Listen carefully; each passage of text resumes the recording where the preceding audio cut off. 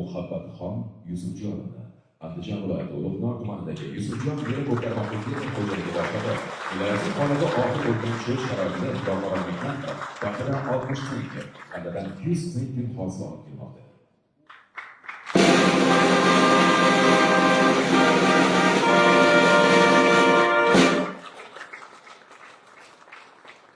Seyfullayev Baxtiyor Kemolovich, Qoraqalpog'iston Respublikasi Taxtako'mir tumani suv yetkazib xizmati davlat muassasasining 40 yillik tajribaga ega bo'lgan yetakchi muhandis gidrotexnika.